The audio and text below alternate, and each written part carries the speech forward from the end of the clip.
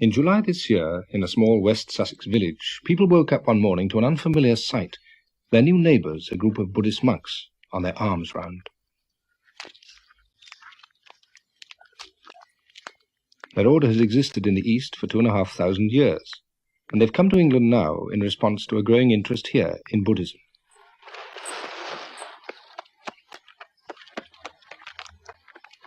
They aim to live the simple and disciplined life which the Buddha laid down for the earliest forest monks. There are many Buddhist groups in Britain, but this is the first attempt at such a traditional approach. They have to follow 227 rules which govern every aspect of their life. The rules provide them with a framework for developing spiritual insight and what the Buddhist scriptures call loving kindness towards all creation.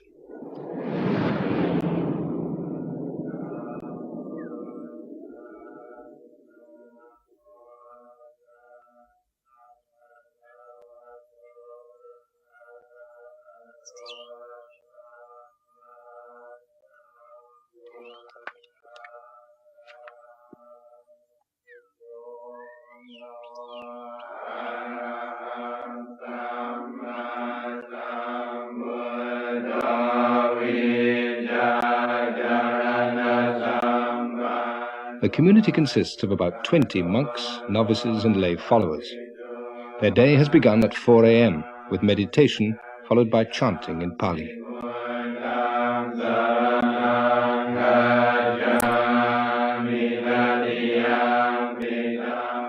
But very little of their day is taken up with ceremonies. They've just moved into a derelict Victorian house with a 100-acre forest nearby. Their first task was to clear up all the debris and make it habitable.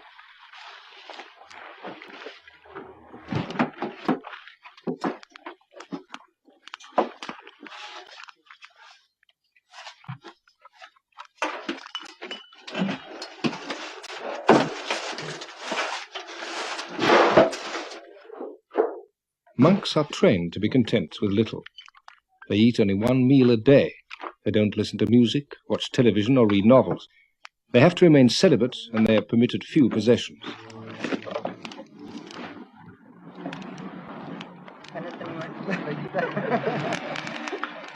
Their aim is to be free of everything which might distract them from their main task, putting into practice the Buddha's teaching about the path to enlightenment. The spiritual head of the order is the Venerable Ajahn Chah. He has come from Thailand for a few weeks to lend his support to the new sanctuary. ในเวลานี้ชาวตะวันตกนี้ Many people in the West today seem to have much dissatisfaction and unhappiness in their hearts, and they feel they don't have a satisfactory means of dealing with it. The teachings of the Buddha offer the practice of meditation, which is a way of solving problems and overcoming confusion.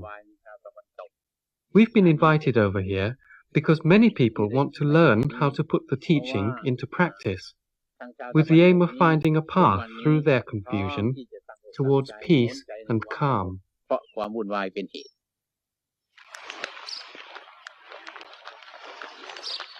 But how is all this going to go down in West Sussex? For hundreds of years, Western Christians have exported their religion. Now, for the first time, the West is on the receiving end. This little hamlet is essentially, it's been steeped in religion for hundreds and hundreds and hundreds of years, Christian religion.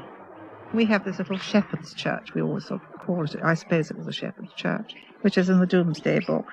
And you have the old manor, which was originally an abbey. Even the ground, I would say, was steeped in Christianity. There are just a few people, but they all mind. They do mind terribly. Not that one's anti-anything at all, but this is absolutely alien to the locality. It's an intrusion, it's an invasion. They're all coming from outside. One doesn't know whether they're English, where they come from, anything about them. And they're all searching for something. We've got what we want. I mean, we've only got to look out of this wonderful world, and here we've got a God. Always have had a God. Well, we're not at all anti the monks. I mean, in this godless world, anything that has some sort of spiritual content, which we think they have, is better than nothing. I mean, what is there against them, actually? Well, I think their discipline is very high, as far as I understand. I mean, the people I've met are absolutely delightful.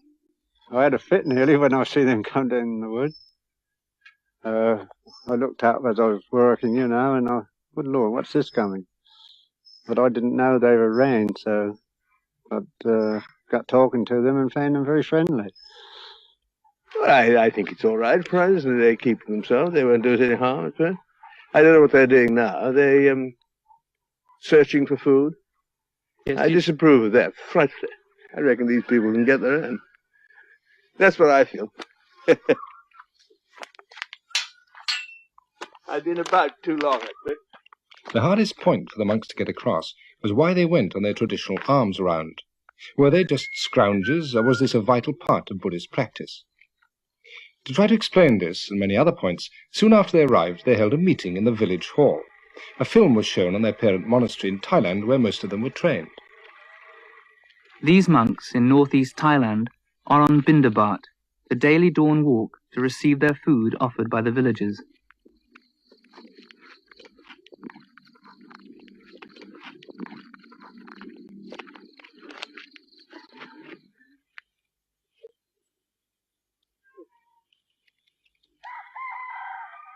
They're not allowed to possess money nor grow their own food. This ensures their total dependence on the lay community, so they can't cut themselves off in a spiritual cocoon.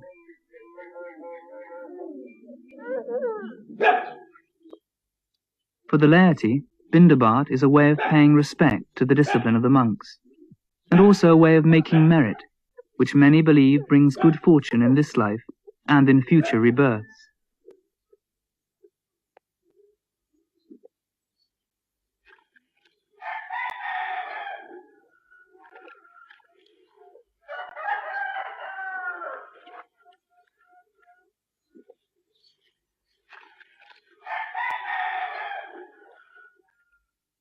Rumours in the Sussex village had been rife.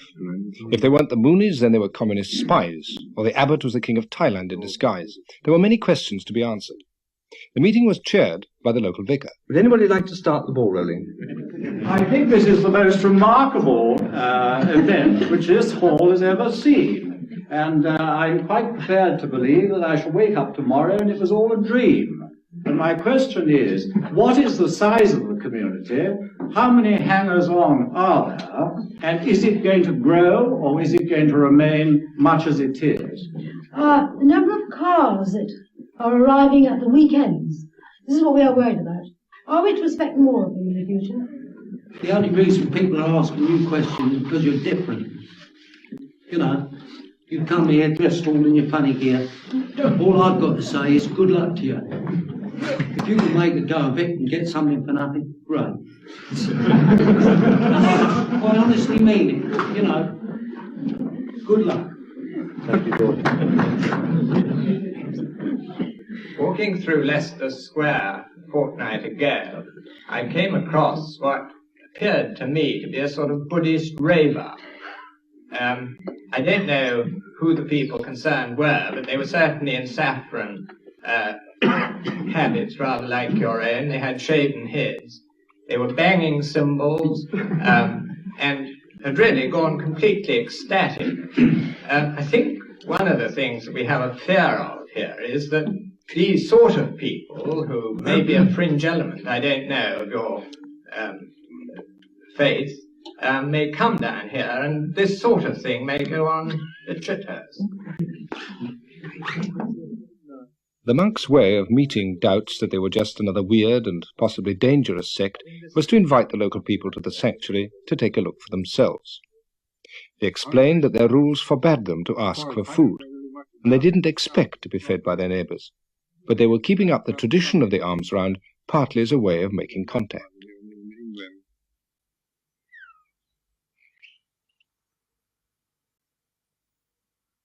Their one meal a day has to be eaten before noon. Part of their food will be grown by their lay helpers, and the rest will be donated by Buddhist supporters from further afield. Today it's been given by the Hampshire Buddhist Society.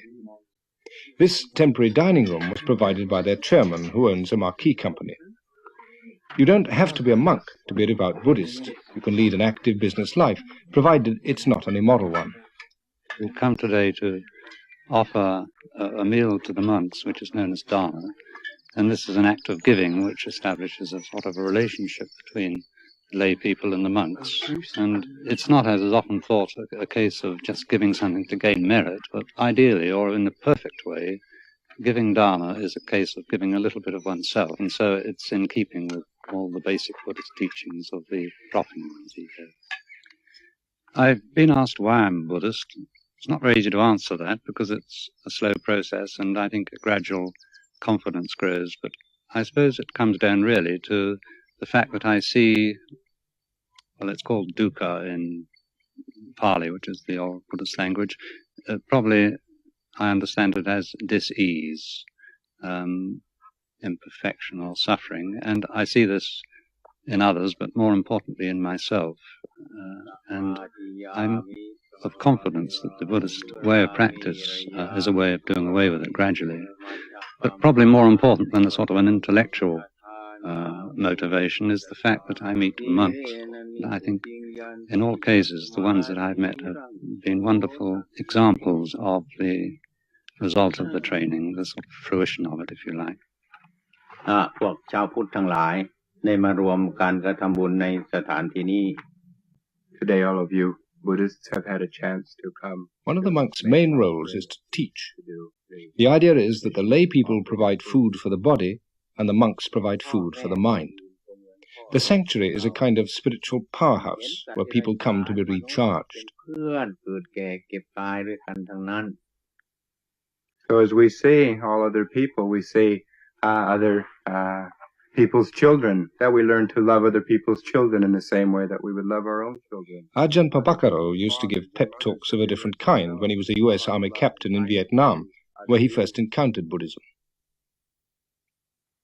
I began to practice as a layperson in the Army, and it became quite obvious that if I wanted to continue being a devout lay Buddhist, to practice strictly adhere to the training precepts that are taught and things, that just to wear a military uniform would be against those teachings. I thought if I wanted to do it 100%, that it would be best to become a monk. And here I am, 8 years later.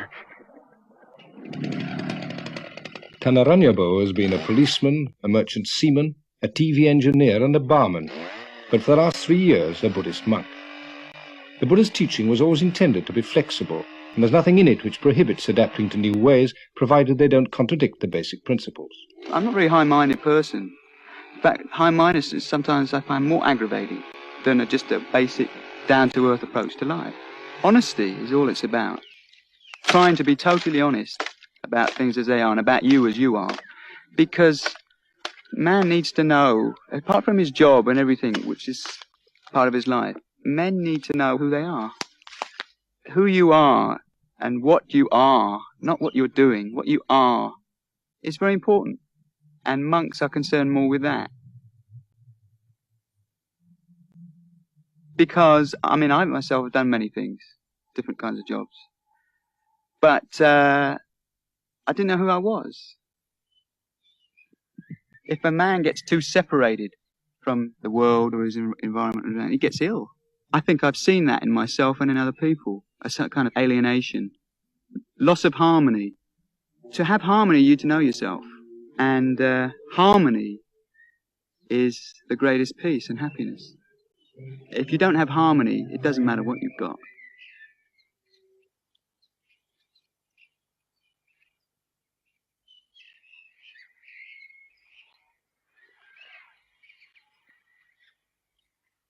Meditation is seen as the path towards harmony.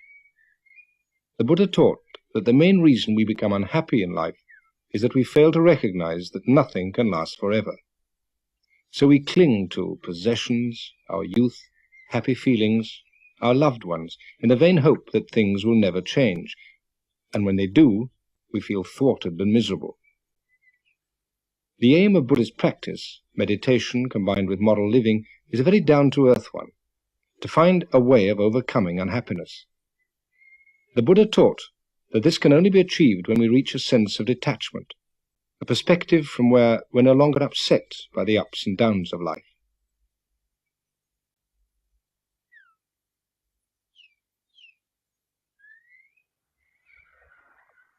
When we accept that all existence is impermanent, we begin to take things in our stride. And once we stop clinging to things as though they last forever, then we begin to overcome unhappiness.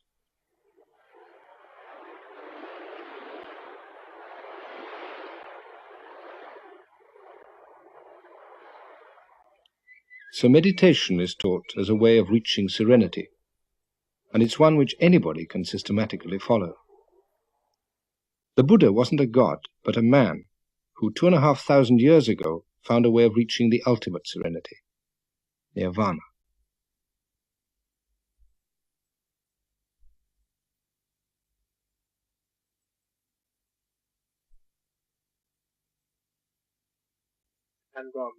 But meditation isn't regarded as something just for monks. Does your meditation include the mindfulness aspect which was taught by the Buddha?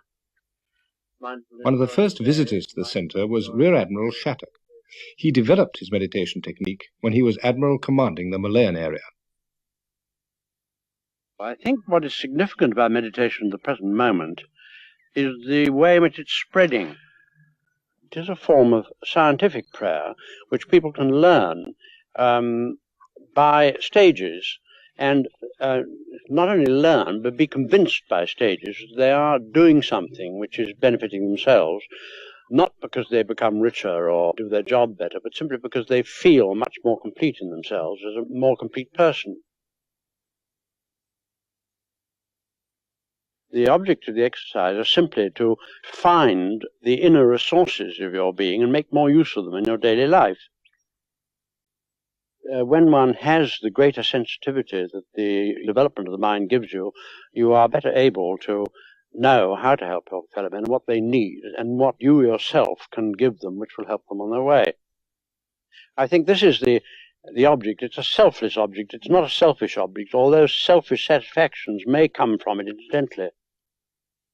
Meditation is often thought of as a self-centered pastime associated with hippies and dropouts rather than admirals. But many of the people here have come not to escape the world, but to find out how to be more effective in it.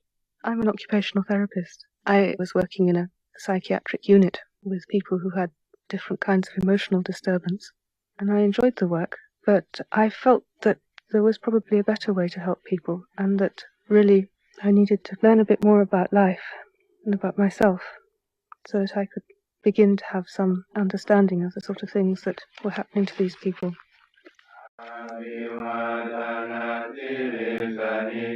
A lot of people say that the monks are very selfish, that they spend all their time working on themselves, and that this way of life doesn't really benefit anybody else very much.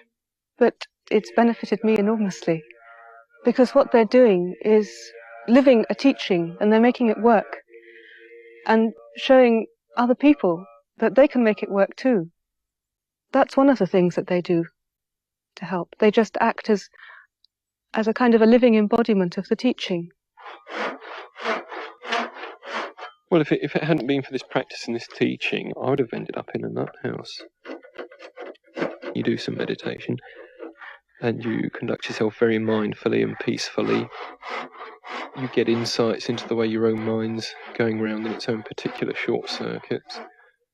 And you break through a lot of neurotic behaviour patterns, and you find yourself coping with the world again, simply because this training's shown you how to look into your own mind. Even the most menial work can be regarded as a form of meditation if it's carried out with awareness.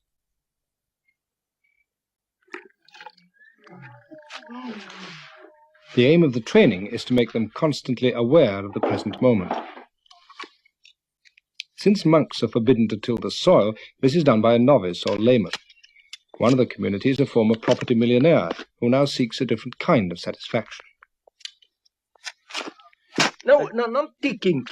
Just the weed. I show you. You see? Okay. In charge of the gardens is Walter Stangl. As a German soldier in the last war, he was imprisoned by the Russians in Siberia. For some years he was a Buddhist monk himself, but most recently he's worked as a head gardener at Kew. Now he's decided to devote the rest of his life to this community. You see, you take it off, put it here in. Yeah. Through Buddhism, I found out more or less or a little bit who I am, and I'm still discovering how little I am.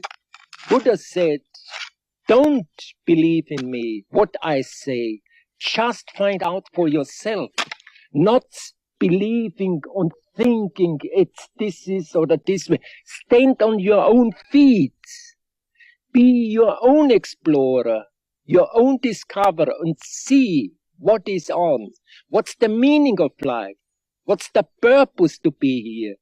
Is it just the purpose here to accumulate money, property, houses and cars and all the rest of it? I don't think so. There must be something else. And I feel Buddhism is coming more and more to Europe. We are tired in this saying, believe in me and follow me. Now this Buddhism is coming to waken up people, to find out for themselves what is it.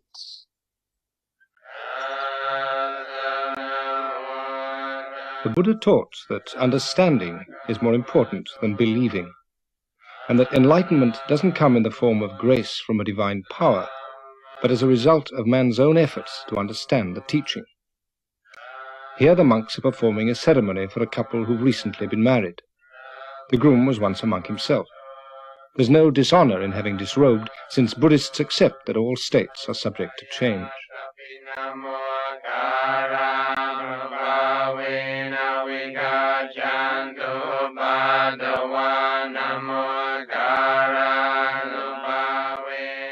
Buddhist ceremonies aren't considered as sacred, merely as a means of focusing the mind, and they don't always have to be conducted with solemnity.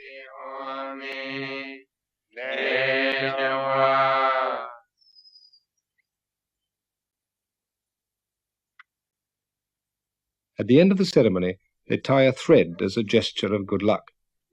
Even the cat benefits from the ritual sprinkling.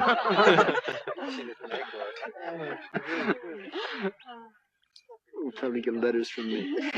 Doris. Who'd be a Buddhist cat? Soon after their arrival, the monks were visited by 3 senior members of the Anglican clergy. The local rural dean is Canon Hayman. Could be asked why you come from another culture wearing the particular robes that you do wear into our society, which has a long and rich tradition of spirituality and meditation. When I was asked to come to England, people would say, are you going to wear those robes? They'll only repel people. People will think you're some kind of hippie or freak, and that it will not help Buddhism at all. You should dress for the particular cultural setting you're going to. And then we reflected on this for a while, and we thought, but yet this is only a matter of opinion. It has to be tried first, because symbolically these robes have a tremendous amount of value, and the color, the shaven head, and all these are symbolic of those who leave the home life for the homeless life. Like shaving the head is a way of saying I'm giving up the worldly life, because hair is can be a great sign of vanity and attraction. But we're not here to criticize or to fault find with the society, but to show by our own example a way that is possible to live in this society without being caught in the foolishness of it. But not all local Christians were so willing to listen. Pastor Carter is a minister from the Evangelical Church. Jesus said, I am the way, the truth, and the life. No man cometh unto the Father but by me. I am the door. And what's happening? All these false religions are coming in from the East. False cults are coming in from America. We're dabbling in the occult, and this is not the answer. The answer is found in the Lord Jesus Christ. And so come back to your question. I'm sorry, and I'm grieved that England is now turning to all these false religions which are not really the answer. Buddha is dead, but Jesus Christ is alive. It is a great responsibility, but it is a joyful responsibility to go and tell all mankind about the love of the Lord Jesus Christ. Hello. My name is Pastor Carter from the Hazelmere Evangelical Church. How do you do? Now, I come to you from all the Bible-believing Christians in this area, and I've come to tell you the great message that Jesus Christ loves you, and he died for you to save you from your sin, and he's living today. I was only speaking to him this morning. He's a living Lord. He's a living Lord. And I've come to... The monks willingly accepted the gift of a Bible, but they made no attempt to convert the pastor in their turn. Buddhism today doesn't try to make converts, but the monks were happy to explain their views to anyone who was interested. They were invited to the home of Brigadier and Mrs. Chatterton. I think it's very interesting that young people are turning to, if I may say so, Buddhism or that form of spiritual situation, because the Christian church hasn't got the hold that it had. I mean, it's only 11% of 52 million people. Yeah. It doesn't grip, does it? Doesn't seem to, no. No, that's the point. We see religions, any religion, as a convention or a tool or some kind of vehicle which we use in order to transcend the worldly suffering, the cycle of birth and death, in order to be one with the ultimate truth. And I think in Christianity, maybe the conventions they use, the words are different, the way they talk, but it all is pointing in the same direction, at that which is, say, beyond description, that which we call immortal, or beyond birth and death, that which is perfect and complete. Yes. We're not claiming that ours is the only true path, but it is one of the conventions that we, through our own personal practice and experience, have found very useful and beneficial. The main problem when one religion tries to understand another is the lack of a common vocabulary. This is what the local clergymen hoped to find. They showed the monks around a former Christian priory, which seemed a suitable setting for a metaphysical discussion. When you are meditating, are you having any regard to what we would call God? I'd be very shy of using the word God. I would say that it's becoming aware of the way things are, the way your mind is, the way that your mind works, but the way that all things are interconnected, interrelated. It's opening yourself up to that which is beyond your immediate knowledge and realizing there is something beyond that, that which arises and that which passes away, that which is mortal, that which is born and dies. But whatever that is, you can't understand it, you can't name it. What I'm worried about is that we don't seem to have a word which we can both use to describe what we're seeking. If I'm seeking ultimate truth, and if the abbot and Buddhist monks are seeking the ultimate truth, and if we accept that the ultimate truth cannot alter or be anything different, then there must be some way in which we can communicate with each other. The world will separate us, right? He's a Buddhist, I'm a Christian. But intrinsically, basically, in what I'm doing, I feel that there is as much between you and me as there is between any other worshipping and sincere and devout Christian. So that I can see it. Local clergymen like the Reverend Christopher Boxley feel they personally can find a meeting point. But for the Church of England as a whole, does the presence of Buddhism in any way pose a threat? It can't be bad if it's something that challenges you.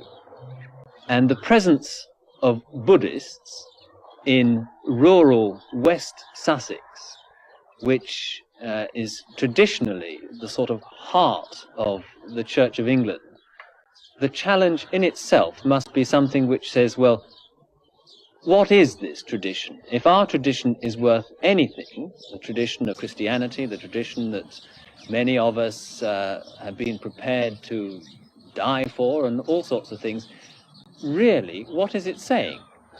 The old argument of the Church of England being the Tory party at prayer. I mean, this is something which does put a lot of young people off. We need somehow to say that beyond the dreariness, beyond the formality, beyond everything that you associate with churches and boredom, there is a tradition of seeking the truth. The Buddhists have given us, or by being here, give us the opportunity to look at our own traditions and, I hope, to preserve what is worthwhile in those traditions, but to have the courage also to say about some of them that really they're not worth keeping. It's early days yet to see how Sussex will take to Buddhism. But it doesn't seem likely that familiar rituals will be abandoned in favour of Sunday afternoons in the lotus position. By comparison with the active pursuits of rural Sussex, Buddhist meditation might seem a rather passive and therefore unrewarding pastime. The monks don't condemn the active life, but their hope is to demonstrate to their neighbours that the most effective actions come from a still mind, and that the path to the still mind is meditation. The Buddha said, when a man attains wisdom through the teaching, he becomes serene and at peace, like a lake, which is deep, clear, and still. Many people say Buddhism is very nihilistic, which, when you look at it in terms of you, your little self, living in this vast universe, it is. It's a total annihilation in a sense. But it's an annihilation of that small-minded way of looking at the world, always from you, ego-centered thing. But that's not all there is. And when that dies, something very beautiful comes into being. And that's the side of people who don't understand when they make that accusation. And as I've seen with people who've meditated, the more they've stuck it and meditated and their self has been ground away, they just start to blossom. It's incredible. I mean, if that's death, I mean, that's fine with me. All this can never be fully understood if all we do is talk about it. Just as we can never know whether an apple tastes sweet or sour, unless we actually taste it for ourselves.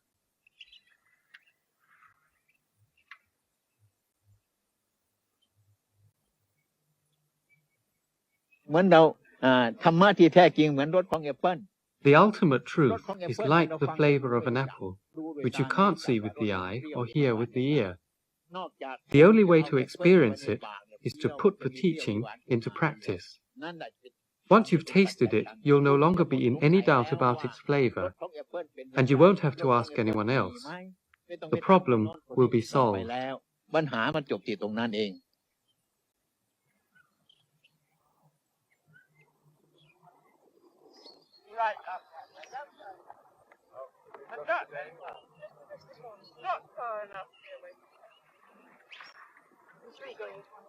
What? 3 people, it was 1 off the petrol. We invite you to come and visit us. We invite you to come and visit us. Oh, very kind of you. We'd love to, yes. So you can see what we're doing. When you're... what you're up to. What we're up to.